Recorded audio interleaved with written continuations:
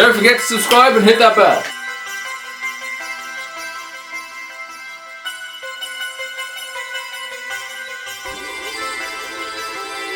Hi and welcome to another Geekology unboxing here on Geekology 279.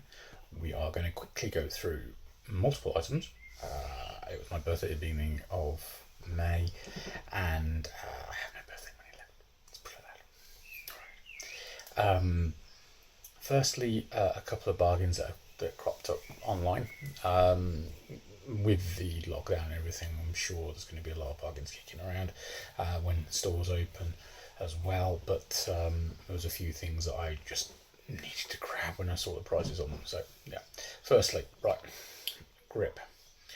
This is the later version, the Ultimate Edition, with the extra DLC packs in. So it's gone from basically being roll cage up to date to roll cage up to date with a bit of wipe out in it. So yeah, basically a game made for me. Secondly, we have Dreams. That went down as part of Days of Play. So the official RRP as Days of Play was 25, but over on who was it? Smith Toy Superstore's website, it was 20. So I actually promised myself when this came out that I wanted to get it physically. I wanted to get it I was hoping it'd be a steelbook of it, to be brutally honest, but it wasn't. But when I saw it at 20 quid and I hadn't got it yet, I went, yeah, I'll have to have that. I don't know if anybody even noticed, but there's been a few 4K discs that have been going into 3 for 30 quids and £10 one-off offers for weekends and things like that. So I've grabbed a few of them. Venom. Let's have a look inside that. So 4K Ultra HD. It's in a slipcase, which is alright. So yeah. As always, with pretty much every 4K release, you've got the normal Blu-ray in there as well, which is a good way of future-proofing yourself if you're going out and buying a disc. And usually not that much more these days. You just got to keep an eye open and be aware what's going on around you, sales-wise. Another one I picked up that went down to the sort of £10 price point was Kong Skull Island, which I've never seen. So yeah, that's something else I just thought I'd jump on while it was cheap. So I can get into that without too much difficulty. Again, I'm expecting 2 discs. Mind you, having said that, it doesn't say Blu-ray on it.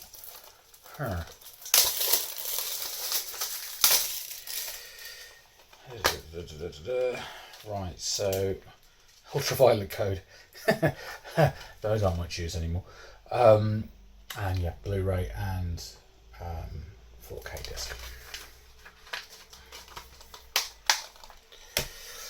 Right, next up. 2001 Space Odyssey. Let's use a plastic thing and I'll get a decent one for it. This is actually quite a nice little box set. There was a steelbook, but it sold out pretty rapidly and it was always expensive, even for a steelbook, when I could find it. But this is 4K HDR with a normal Blu-ray in as well. The digital code that probably doesn't work anymore. So you've got the 4K disc at the front, and you've got the 2 Blu-rays, one of which is the special features. So yeah, there we go. But interestingly, you get this in there as well, because it's a sort of like almost a box setty thing going on. This slip case, which I'll show you again in a minute. And in there are a bunch of art cards, which I haven't opened, and a little booklet with some shots and stuff, which is quite nice. That had dropped to 15 quid from 35, I think. So yeah, I kind of jumped on that as well. But yeah, slipcase, quite nice. Quite a chunk in there. There we go.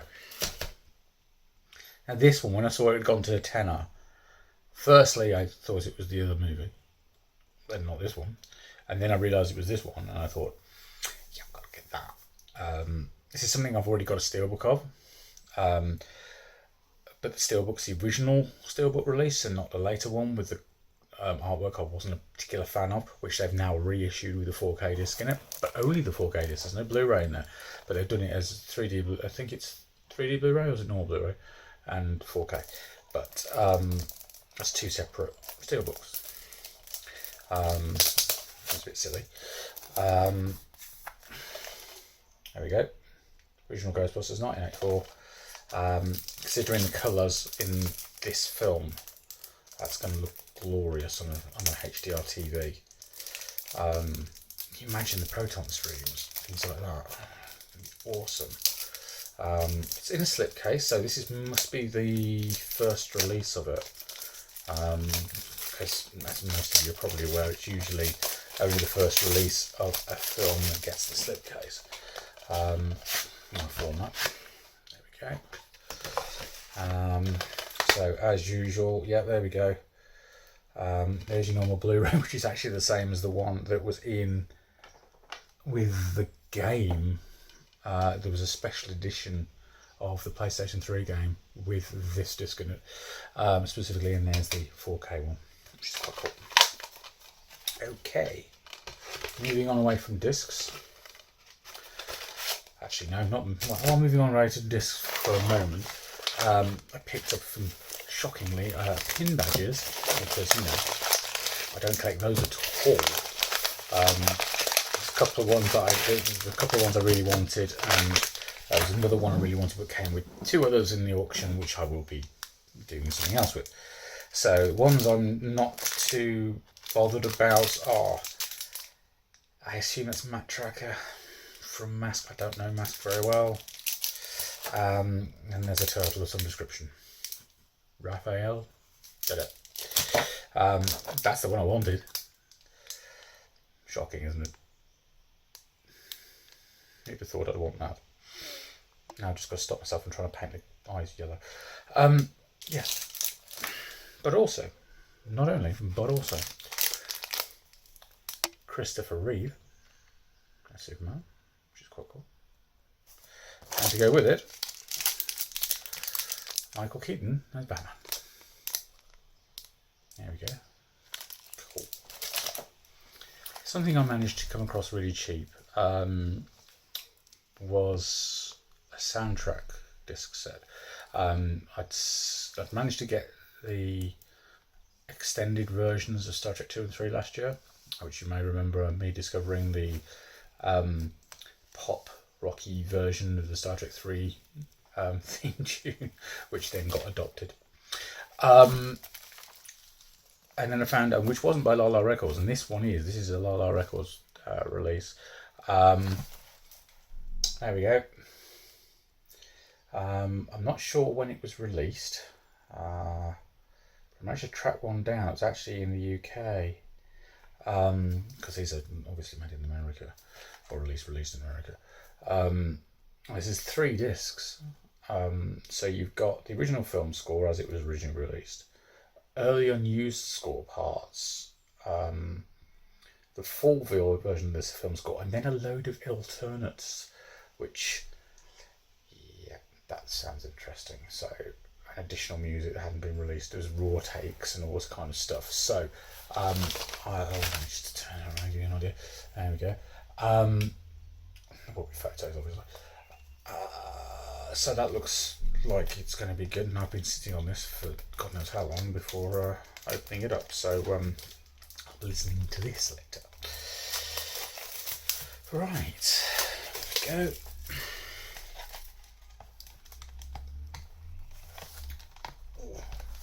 I will be photographing it, obviously. Ooh, some spindly bits have come out. Hang on. That is life. Oh, that's interesting. There we go. So that's what this one looks like. Quite wise, got a red background. No idea, but there we are. That's quite cool.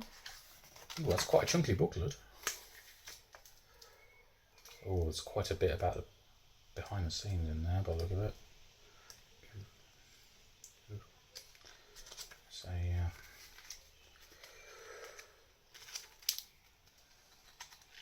Quite nice. Fortunately, it's a normal CD It's a multi-CD thing where I can get replacement bits for, so it's not too much of a problem. But we've got it in the back as well. There we go. There we've got Leonard on disc 2, and then Ilea on disc 3. There we go. There's a bit of artwork inside. Obviously not enough of the Enterprise, because never is. Anything ever. There we go. There's Ilea and Decker, otherwise known as Prototype, Deanna and Vega. And we've got Spock and Kirk in the front part. There we go. I'll be hunting around for some replacement tray inlay thingies for this. But no biggie.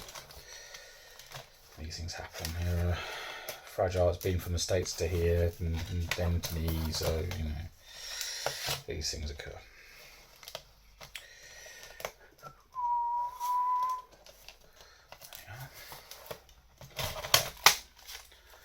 Right, now we've got one more thing to look at, which is in this box underneath the camera.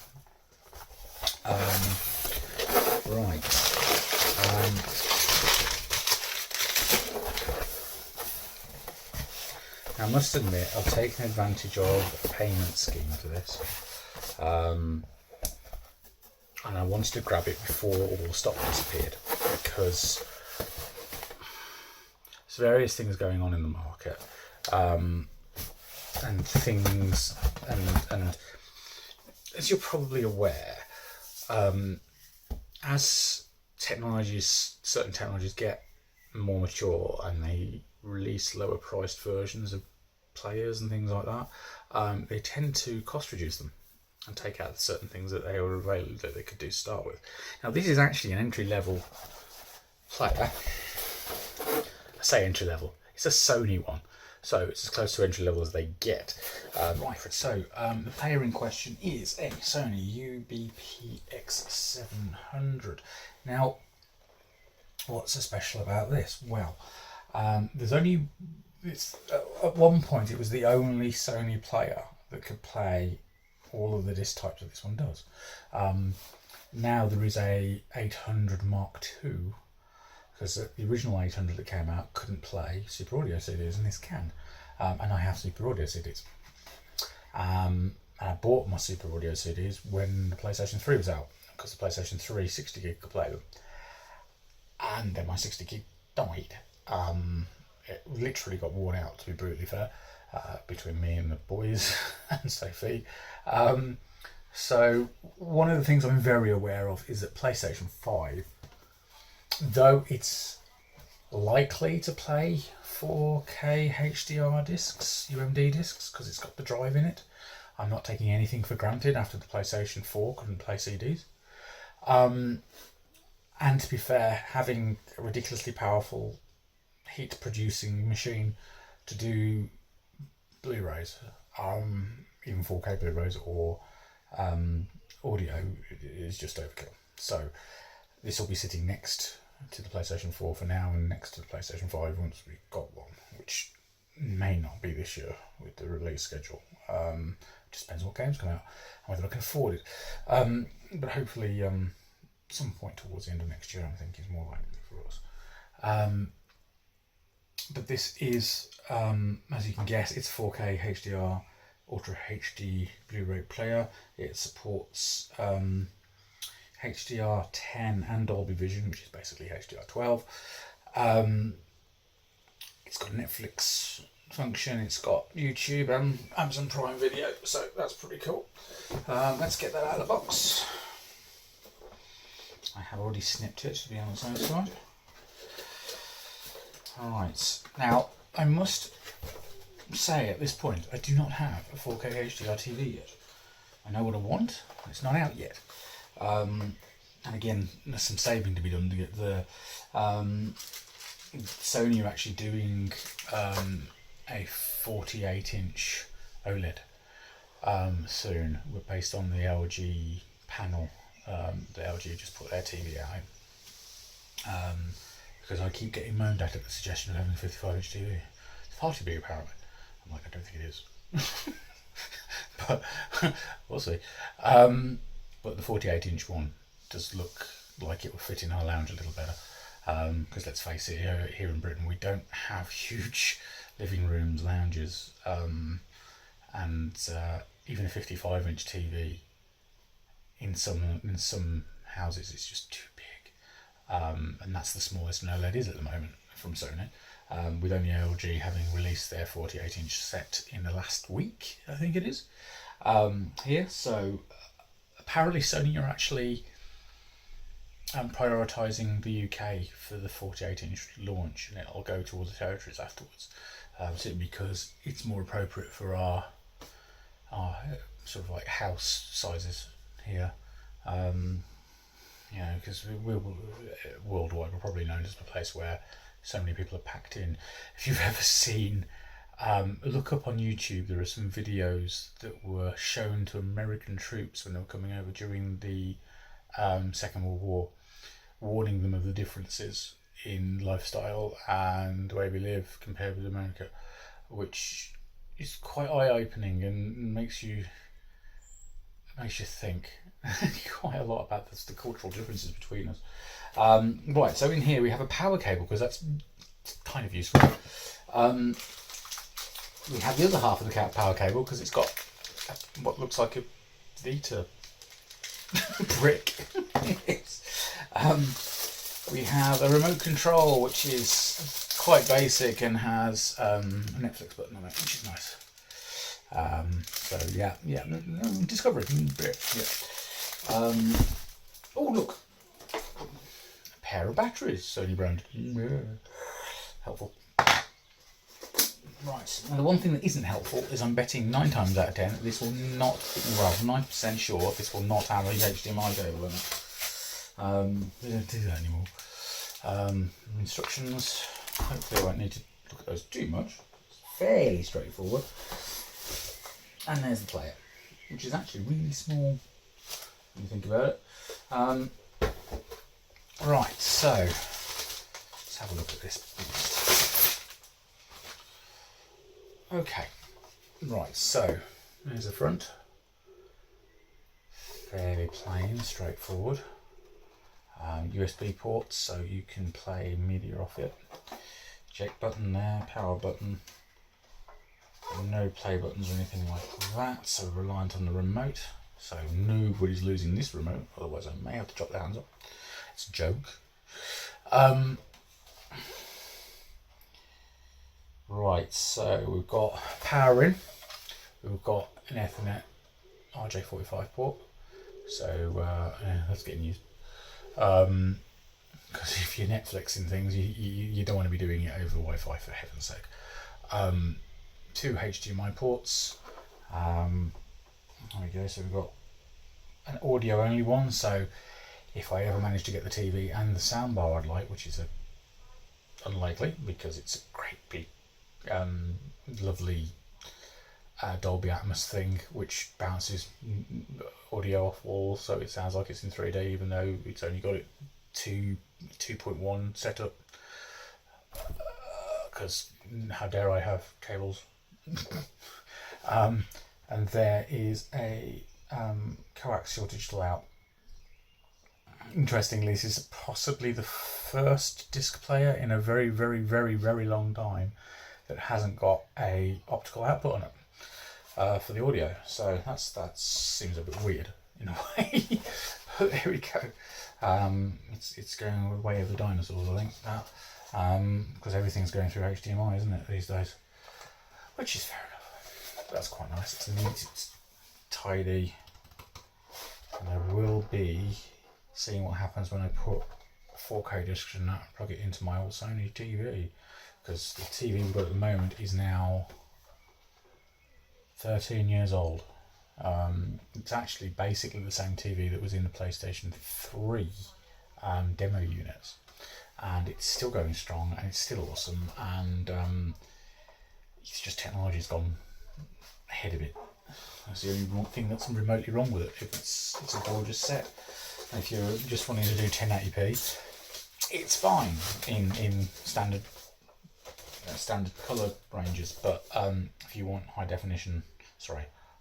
dynamic range colour, no, not so much. In fact, the 4K is not that big a deal for a lot of people. It's the colour that makes all the difference. It's those extra bits of colour. So I'm looking forward to seeing certain things with the HDR footage. Thor Ragnarok, that's going to look gorgeous. I just hope we see there was actually, when they were doing the Blu-ray for Star Trek II: The Wrath of Khan Director's Edition, they actually scanned it ready for a 4K 8K release in cinemas. So I'm hoping we get a 4K HDR version of that, because that would look awesome. But why? Well, we know why. It's a shame that we didn't get Star Trek: The Motion Picture's 40th anniversary marked by a 4K HDR release. But considering the state Paramount was in, and considering the Viacom CBS merger that was going on, it wasn't really a big shock that it didn't happen. What I am hoping though is that Netflix might stump up some money to do 4K HDR versions of the various Treks, or CBS AA does it, because at the end of the day we're looking like whatever the new name for CBS All Access will be, because now it's tied in with Viacom again. It'll be interesting to see what the name will be, and it's apparently coming to the UK next year. So I'm hoping they have the sense. It'd be nice to know what resolution everything was scanned in for the original series and next gen. But the problem is when they did HD next gen and redid the effects and all that kind of stuff, it lost money. There weren't enough Blu-ray sales to pay for it, which is why Deep Space Nine didn't happen, because Deep Space Nine is actually going to be more expensive. Once you hit about season 4, all of the effect shots are going to have to be done again. So it's doable. It's just going to cost money, and and at the time CBS didn't see the value. They didn't think they were going to get the return on it on DS9 or Voyager. So what's interesting as well is when you come to Enterprise, seasons 1 to 3, I believe, was still done on 35mm film, but season 4, which is the best season by a country mile, was done on Digicam, and in fact will be stuck as 1080p forever, well 1080i really, forever, unless they actually do disc up rating, but footage up rating rather, if they bring it up from 1080i, I think it was actually filmed in, to a full-blown 4K version. But it's certain films it's worked with all right, so it'll be interesting, because anything that's scanned from 35mm or 72mm motion picture can certainly go up to something like 8K without too much difficulty. If it's a black and white film, it's even higher, because a black and white 35mm film is actually a high resolution because of the way film grain works. So it'd be lovely to see those films done like that. But there's films that have been recorded more recently in 2K. So 4K releases of those films are actually not 4K at all, really. It's upscaled footage, like they kind of did with the Doctor Who's, and they put them onto Blu-ray, or there's actually a 4K release of Twice Upon a Time, which was the Doctor Who special Peter Capaldi regenerated in to his Doctor regenerated, and that was uprated, and I've not watched the 4K version on anything yet, so that'd be quite interesting.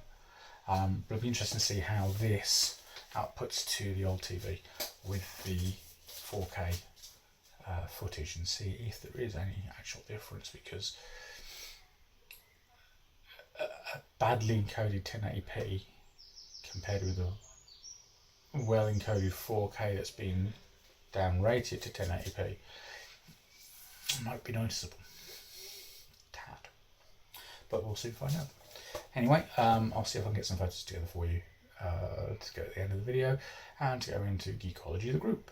So don't forget to subscribe to me here on YouTube, subscribe to Geekology, number one, on the other channel on YouTube. Find us in Geekology, the group, on Facebook. We have got a Facebook account, Twitter account, and there is the Patreon account. So go and have a look at that and see if you want to join up and support all the work we do for you. I know there hasn't been an awful lot of late, but it's been weird, interesting times, because David's having to shield. You might have seen in my previous video some of the stuff about that, but yeah. Anyway, take care. Be safe. 2 meters apart, regardless where you're going. And I'll see you again soon. Take care. Bye.